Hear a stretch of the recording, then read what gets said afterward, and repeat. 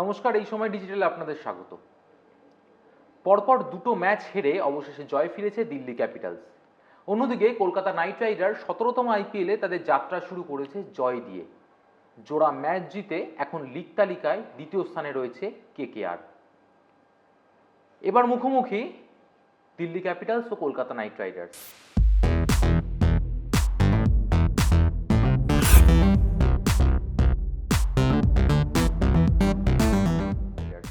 বিশাখাপত্তনমে দিল্লির ঘরের মাঠে মুখোমুখি হচ্ছে দুই দল। কি হবে এই ম্যাচের ফল, কোন দল এগিয়ে রয়েছে ও কোন দল পিছিয়ে রয়েছে, এই বিষয় নিয়েই করব আমরা আলোচনা। আমাদের সঙ্গে উপস্থিত রয়েছেন এই সময় পত্রিকার স্পোর্টস এডিটর সব্যসাচী সরকার। আপনাকে অনেক স্বাগত। ধন্যবাদ। আপনার কাছে আমার প্রথম প্রশ্ন, যদি আমরা দিল্লির গত ম্যাচটা দেখি যেখানে তারা সিএসকে কে হারালো, সেখানে কিন্তু ঋষভ পান্ত কামব্যাক করেছে। এটা বহু প্রত্যাশিত কামব্যাক, হাফ সেঞ্চুরি করলেন এবং ডেভিড ওয়ার্নার হাফ সেঞ্চুরি করলেন। পৃথ্বী শ যে চোটের জন্য বাইরে ছিল, পৃথ্বী শ রান পেলেন, অর্থাৎ দিল্লির এই টপ অর্ডার একটা বড় রান পেল। গৌতম গম্ভীর অ্যান্ড কোং মানে কেকেআরের থিঙ্ক ট্যাঙ্কের কি স্ট্র্যাটেজি হতে পারে দিল্লির এই টপ অর্ডারকে আটকানোর জন্য?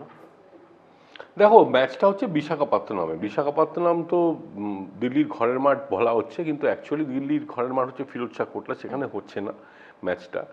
আর ট্র্যাক রেকর্ড যদি আমরা দেখি এই লিগের, টেম্পো ভালো জায়গায় রয়েছে কেকেআর, কিন্তু দিল্লি গত ম্যাচে আমরা যেটা দেখেছি টপ অর্ডার রান পেয়ে যাওয়া, এবং ওরা এবছর খুব নির্ভর করছিল যে ঋষভ পান্ত, সবাই আমরা নির্ভর করছিলাম যে ভাবছিলাম যে এতদিন চোটের পরে 2022-এর ডিসেম্বরে হয়েছিল, 457 দিন পর একটা ছেলে মাঠে নামছে, তার ফিটনেসটা কেমন, সেই সংশয়টা দূর হয়ে গেছে। এবং ঋষভ পান্ত রান পেয়েছেন, 31 বলে 52 রান করেছেন।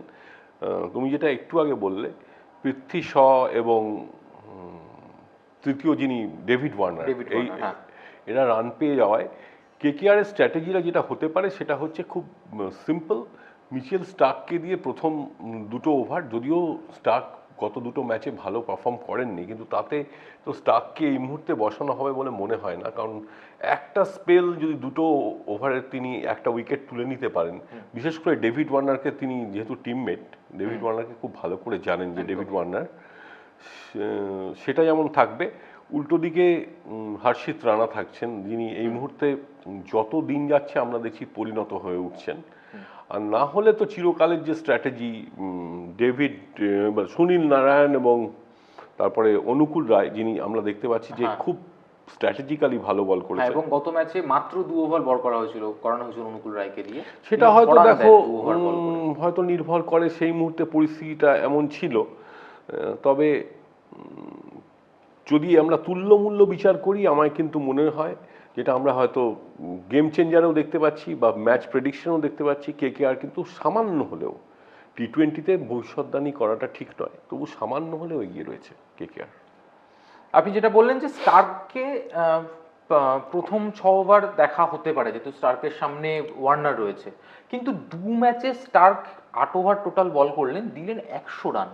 মানে কোথাও গিয়ে কি আপনার মনে হয় না যে তৃতীয় ম্যাচে হয়তো স্টার্ককে বসানো হলেও হতে পারে? না, আমার তা মনে হয় না। তার কারণ হচ্ছে বিগ বোলার ইজ মানে world class bowler, quality always stands. এবং স্টার্ককে যখন এত কোটি টাকা দিয়ে কেনা হয়েছে, স্টার্ক হয়তো আগের দিন দুটো ম্যাচে উইকেট পাননি, কিন্তু স্টার্ক যে কোনো সময়ে পুরোদমে ফিরে আসবেন। এই ধরনের ক্রিকেটারদের যখন নেওয়া হয়েছে, তাকে অন্তত 5টা ম্যাচ, দুটো খুব কম হয়ে গেল, অন্তত 5টা ম্যাচ তাকে কেকেআর দেখবে। তারপরও যদি দেখা যায় যে স্টার্ক প্রত্যাশা অনুযায়ী পারফরমেন্স করতে পারছেন না, তখন হয়তো অন্য কিছু ভাবা হতে পারে। মানে আপনি স্টার্ককে সুযোগ দেওয়ার পক্ষে, এবং একদিক থেকে আরো একটা ব্যাপার, যেহেতু স্টার্ক দীর্ঘদিন টি-20 ক্রিকেটের বাইরে ছিলেন, ফলে তিনি সুযোগ পেয়ে আরো নিজেকে তুলে ধরতে পারেন। এবং এরপরে আমার যেটা প্রশ্ন সেটা হচ্ছে কলকাতা নাইট রাইডার্সকে নিয়ে। কেকেআর তাদের গত ম্যাচে টপ অর্ডার দুর্দান্ত খেলেছে। সুনীল নারিন, যিনি প্রথম ম্যাচে রান পাননি, সেকেন্ড ম্যাচে তিনি কামব্যাক করেছেন। ফিল সল্ট পরপর দুটো ম্যাচে রান পেলেন। সব থেকে বড় ব্যাপার, শ্রেয়াস আইয়ার রান পেলেন, তিনি শেষ পর্যন্ত ক্রিজে ছিলেন। কেকেআরের এই যে ওপেনিং জুটি এবং তারপরে যে 3 নম্বর যে ব্যাটার, তাদেরকে আটকানোর জন্য সৌরভ এবং রিকি পন্টিং এর যে থিঙ্ক ট্যাঙ্ক, তারা কোন রাস্তায় হাঁটতে পারে? দেখো ডিসির যদি আমরা বোলিংটা দেখি তাহলে আমরা দেখতেই পাবো যে ডিসির বোলিংটা মোটেই খারাপ না। খালিল আহমেদ আগের দিন খুব ভালো বল করেছেন, হ্যাঁ, সঙ্গে যিনি আরেকজন কি নামটা মুকেশ কুমার, তিনি বাংলার দুর্দান্ত বোলিং করেছেন। তাই খালিল আহমেদ রয়েছেন, মুকেশ কুমার রয়েছেন, সঙ্গে আন্দ্রিক নোকিয়া থাকবেন। সবচেয়ে বড় কথা কুলদীপ যাদবের মতো একজন রয়েছেন যিনি বিশ্বকাপ দলে ঢোকার অন্যতম দাবিদার, এবং কুলদীপ যাদবের 4টে ওভার আমার মনে হয় খুব গুরুত্বপূর্ণ হবে কেকেআরের জন্য। কারণ ওই সময় আন্দ্রে রাসেল হতেই পারে যে যখন আন্দ্রে রাসেল ব্যাট করতে আসবেন, ড্রে রাস বা রিঙ্কু সিং ব্যাট করতে আসবেন, তখন কুলদীপ যাদবকে হয়তো অধিনায়ক ব্যবহার করতে পারেন ঋষভ পান্ত, যে এক্স ফ্যাক্টর হিসেবে। তখন যদি কুলদীপ যাদব 2টো উইকেট তুলে নেন তাহলে কিন্তু দিল্লির পক্ষে ভালো হবে। এবং একই সঙ্গে খালিল আহমেদ যিনি বাঁহাতে বলটা করছেন, এবং খালিল আহমেদ ভারতীয় দলে আগে সুযোগ পেয়েছিলেন, এখন হয়তো টিমের বাইরে রয়েছেন। এই আইপিএলে উনি চেষ্টা করছেন যে আবার জাতীয় দলে যাতে ফেরা যায়, সেই ফেরার রাস্তাটা কিন্তু সুগম করে দিতে পারে এই আইপিএলে একটা ভালো পারফরমেন্স। একই সঙ্গে কুলদীপ যাদবের কথা তো বললাম রয়েছে, এবং মুকেশ কুমার অলরেডি খেলছেন, এবং মুকেশ কুমার বিশ্বকাপ দলে ঢোকার দাবিদার। হ্যাঁ, 2টো ম্যাচে বোধহয় মুকেশ 4টে উইকেট পেয়েছেন, আর 3টে ম্যাচে, গত ম্যাচে 3টে উইকেট পেয়েছিলেন, তার মানে 3টি ম্যাচে 5 উইকেট পেলেন তিনি। হ্যাঁ, তো একেবারেই মানে পেস আক্রমণের দিকেই দুটো দল হাঁটবে শুরুর দিকে, অন্তত প্রথম পাওয়ার প্লেতে যেদিকে, যেটা আপনি বলছেন। এবং এরপর আরও একটা বিষয় যেটা আমাদের নজরে থাকবে সেটা হচ্ছে যে গত ম্যাচে যদি আমরা দেখি যে পাথিরানা কিন্তু সিএসকের হয়ে মানে দুর্দান্ত বলে কিন্তু ডিসিকে একটা সময় প্রায় কাঁপিয়ে দিয়েছিলেন। এই ম্যাচে পাথিরানা যে রোলটা প্লে করেছিল সেটা কেকেআর এর হয়ে কে করতে পারে বলে আপনি মনে করেন? আমার তো একইভাবে ওই সুনীল নারিনের কথা মনে পড়ছে, কারণ আমরা দেখেছি যে প্রথম ম্যাচে যখন রান আউট হয়ে যান নারিন, তখন আমাদের ধারণা হয়েছিল যে নারিনকে, মনে আছে বোধহয় আমরা আলোচনা করেছিলাম যে নারিনকে গৌতম গম্ভীর আরও সুযোগ দেওয়ার পক্ষপাতী। এবং এটাও আমি বলছি তোমাকে, নারিন এই ম্যাচে ওপেন করবেন এবং গৌতম গম্ভীর তার উপর অত্যন্ত নির্ভর করছেন, এবং একই সঙ্গে ওইভাবেও নির্ভর করছেন যে ঠিক সময়ে বল করতে আসবেন মিডল ওভার্স এবং একটা উইকেট তুলে নেবেন। সেটা হয়তো গেম চেঞ্জার হয়ে যেতে পারে। এবং এর মধ্যে আরও একজন প্লেয়ার রয়েছেন, তিনি হলেন মনীষ পান্ডে। গম্ভীর তাকে ফিরিয়েছেন, কিন্তু গত 2টো ম্যাচে মনীষ পান্ডে সুযোগ পাননি।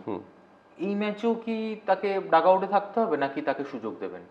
না, আমার কথা হচ্ছে একটা উইনিং কম্বিনেশন আমি কেন ভাঙবো? এই মুহূর্তে কেকেআর টিমটা যে ছন্দে রয়েছে, আইপিএল এর ব্যাপারটাই হচ্ছে অনেকটা উইনিং কম্বিনেশন ঠিক আছে কিনা, এবং হয়তো তুমি ধরো যে কম্বিনেশনটা রেক করছো সেটা ক্লিক করছে কিনা। এখন অবধি তো ক্লিক করছে। আমার তো কোনো ব্যাটার যে শুরুর দিকের কোনো ব্যাটার খারাপ খেললে তাকে নিয়ে প্রশ্ন উঠলে তখন তাকে বদলানোর, নিশ্চয়ই মনীষ পান্ডে রিজার্ভে থাকবেন, হতেই পারে কোনো একদিন ইম্প্যাক্ট প্লেয়ার হিসেবে তাকে ব্যবহার করা হলো। কিন্তু এই মুহূর্তে কেকেআরের যে টিমটা, 3 নম্বরে ভেঙ্কটেশ আয়ার রয়েছেন, 4 নম্বরে শ্রেয়াস আয়ার রয়েছেন, তারপরে রিঙ্কু সিং রয়েছেন, আন্দ্রে রাসেল রয়েছেন, সেখানে মনীষ পান্ডের কোনো জায়গা আছে বলে আমার মনে হয় না। পরপর 2টো ম্যাচ জিতেছে কেকেআর, এবং এবার দিল্লিকে হারাতে পারলে কিন্তু জয়ের হ্যাট্রিক তৈরি করবে। সম্ভব কি মনে হয়? সম্ভব তো বটেই, তার কারণ হচ্ছে আবার বললাম যে কেকেআর তুল্যমূল্য বিচারে যদি আমরা রেকর্ড দেখি তাহলে দেখব 32টা খেলা হয়েছে এখন পর্যন্ত আইপিএল এর ইতিহাসে, তাতে দিল্লি জিতেছে 16বার, কেকেআর 15বার, একবার একটা ম্যাচ পরিত্যক্ত হয়েছে বা বাতিল হয়েছে। এবার এই যে ট্র্যাকটা যদি দেখা যায়, গড় স্কোর ওখানে হচ্ছে 157, কিন্তু সর্বোচ্চ স্কোর আবার 206। এবার আগের দিন আমরা আরসিবি ম্যাচে এক্সপেক্ট করছিলাম, তোমাকে বলেও ছিলাম যে 200+ 230 বা 240 ওঠা উচিত। এখন উইকেটটা এত স্লো বানানো হয়েছে, পরের দিকে দেখা যায় যে শিশির পড়ার কারণে উইকেটটা অনেক সোজা হয়ে গিয়েছিল। কিন্তু এই ম্যাচে যেটা এক্সপেক্টেড বিশাখাপত্তনমে, যে একটা 170-80 রানের একটা ম্যাচ হবে, এবং আগে ব্যাট করা টিম কিন্তু 7বার জিতেছে, পরে ব্যাট করা টিম 7বার জিতেছে। কাজে তুল্যমূল্য বিচারে পরে ব্যাট করলে যে সুবিধে হবে বা আগে ব্যাট করলে যে সুবিধে হবে না, এমনটা অতীত রেকর্ড বলে না। এটাও নির্ভর করছে যে একটা টিম যখন উইনিং টেম্পোতে আছে, সেই উইনিং টেম্পো কোনো ক্যাপ্টেন, কোনো কোচ, কোনো টিম ম্যানেজমেন্ট খোয়াতে চান না। এবার দিল্লির পক্ষে তারা জয়ে ফিরেছে, তাদের আবার উইনিং টেম্পোটা ধরে রাখতে হবে। তো দিল্লির 4জন বিদেশি কেমন হতে পারে? তারাও কি একই? ডেভিড ওয়ার্নার, মিচেল মার্শ, যিনি আবার বলছি খুব ইম্পর্টেন্ট একটা রোল প্লে করছেন, ট্রিস্টন স্টাবস এবং আন্দ্রিক নোকিয়া, এই হচ্ছেন দিল্লির চারজন। আর আমাদের তো চারজন, মানে কেকেআর এর পক্ষে যে চারজন হচ্ছেন সুনীল নারিন, আন্দ্রে রাসেল এবং বাকি দুজন যারা খেলেন, মানে ফিল সল্ট এবং আরেকজন কে বলো? Sunil Narine, Andre Russell, Phil Salt এবং স্টার্ক, মিশেল স্টার্ক, চারজন কেকেআর এ রয়েছেন। অর্থাৎ দুই দলই একই কম্বিনেশন নিয়ে নামবে বলে মনে করছেন আপনি। এবং আপনাকে শেষ প্রশ্ন, যে আপনি দিল্লির খেলা দেখলেন, কলকাতার খেলা দেখলেন, আগামী ম্যাচে কাকে এগিয়ে রাখেন?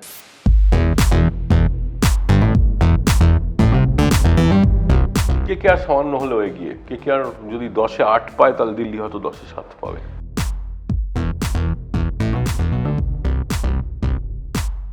অনেক ধন্যবাদ আপনাকে। আগামী ম্যাচে কি হবে, দিল্লি এবং কলকাতার মধ্যে কোন দল এগিয়ে থাকবে সেদিকে আমাদের নজর থাকবে। উইনিং কম্বিনেশন কোনো দলই ভাঙতে চাইবে না এবং দুই দলই কিন্তু জিতে এই ম্যাচটা খেলতে নামবে।